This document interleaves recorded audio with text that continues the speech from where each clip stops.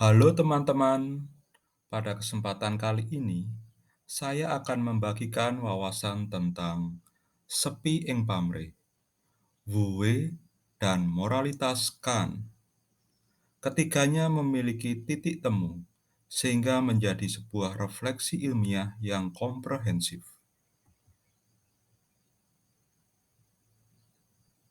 Mari kita mulai dari kebijaksanaan sepi ing pamrih yang berasal dari kebijaksanaan Jawa. Sepi ing pamrih merupakan salah satu sikap luhur dalam budaya Jawa, yang artinya bebas dari pamrih. Pamrih merupakan sebuah bentuk egoisme. Orang yang bertindak karena pamrih berarti orang hanya mengutamakan kepentingan dirinya sendiri tanpa menghiraukan kepentingan orang lain. Manusia yang sepi ing pamrih memiliki beberapa ciri seperti mampu menguasai diri dari dorongan nafsu, memperhatikan kepentingan sesama, tidak menganggap diri paling unggul, benar, dan hebat, tidak pamer kepintaran dan kekayaan, serta bersikap rendah hati. Maka manusia yang sepi ing pamrih selalu giat melakukan kebaikan tanpa pamrih yang bermanfaat untuk kesejahteraan dan kebaikan sesamanya. Untuk memiliki sikap luhur ini, seseorang perlu memiliki ketenangan batin yang bebas dari kepentingan diri sendiri. Mari kita beralih ke filsafat Cina. Dalam filsafat Cina terdapat ajaran yang bernama Taoisme yang didirikan oleh seorang bernama Lao Tzu. Ia mengajarkan kebijaksanaan Wu Wei untuk mencapai manusia bijaksana. Di dunia ini, manusia sering menganggap bahwa dengan memenuhi semua keinginan dan memuaskannya, maka ia akan bahagia. Namun Lao Tzu dalam ajaran Taoismenya mengajarkan bahwa manusia tidak semata-mata mengejar kenikmatan dalam hidupnya. Semua seratnya itu dapat menyesatkannya, sebab manusia seringkali tidak pernah merasa puas dalam mengejar kepentingan dan keinginan pribadinya. Maka Lao Tzu mengajarkan sebuah kebijaksanaan yang disebut Wu Wei, yang artinya bertindak dengan tanpa tindakan. Wu Wei mengajarkan manusia untuk bertindak sesuai dengan kodratnya, sewajarnya, alamiah, tanpa dibuat-buat, tanpa rekayasa, dan tanpa tujuan pemuasan keinginan. Kebijaksanaan ini diibaratkan seperti air yang memiliki sifat lemah lembut dan menyukai tempat rendah.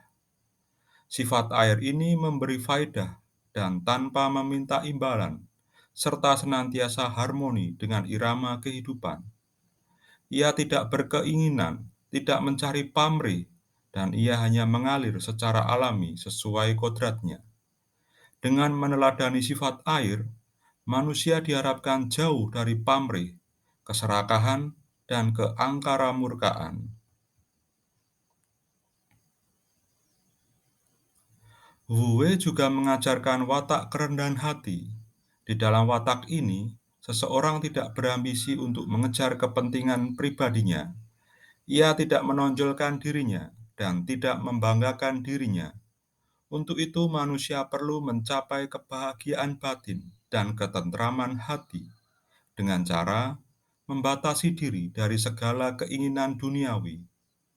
Dengan demikian, manusia dapat hidup sesuai dengan kodratnya, menyelaraskan diri dengan alam, tidak mengumbar keinginan, tidak membangun ambisi dan kepentingan pribadi, serta bersikap rendah hati, lemah lembut, dan tidak memaksa diri. Inilah makna kebijaksanaan Wu Wei yang diajarkan Lao Tzu untuk mencapai manusia bijaksana. Mari kita masuk ke filsafat Barat. Dalam dunia filsafat Barat, kita mengenal tokoh bernama Immanuel Kant, filsuf yang hidup pada masa pencerahan di Jerman. Ia mengajarkan filsafat moral, yaitu kewajiban sebagai dasar moralitas. Dalam filsafat moral kan, ia memberikan pernyataan bahwa tidak ada hal lain yang baik secara mutlak kecuali kehendak baik. Kehendak baik itu adalah sesuatu yang baik pada dirinya atau dikenal dengan istilah ansih, tanpa pamrih, tanpa syarat, dan tidak tergantung pada yang lain. Contohnya, jika kita membantu orang lain yang sedang menderita, hal itu bukan agar mendapat pujian dan terkenal, namun karena kita memiliki kewajiban untuk membantu orang tersebut. Jadi perbuatan baik itu murni datang dari dirinya sendiri. Di dunia ini, manusia harus berjuang untuk melawan nafsu-nafsu di dalam dirinya, agar dapat melepaskan diri dari kehendak diri yang menginginkan pamrih-pamrih dalam setiap tindakannya. Maka bagikan, sebuah tindakan yang dilakukan demi kewajiban ansih tanpa menuntut pamrih disebut sebagai tindakan bermoral yang luhur. Kita sampai pada kesimpulan, filsafat moral kan memberikan dasar dan petunjuk agar manusia memiliki moralitas yang luhur dalam setiap tindakannya. Berbuat baik dilakukan dengan kesadaran dari dalam dirinya sendiri, tanpa mempunyai kepentingan pribadi atau pamrih.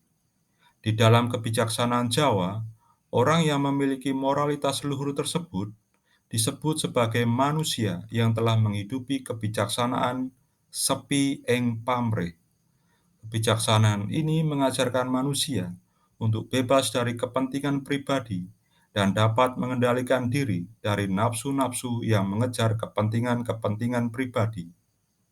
Dengan demikian, manusia akan selalu giat melakukan kebaikan dengan kesadaran dari dalam dirinya sendiri tanpa pamrih. Kebijaksanaan Jawa ini memiliki kesejajaran dengan kebijaksanaan Cina. Lao Tzu mengajarkan kebijaksanaan Wu Wei yang diibaratkan seperti air.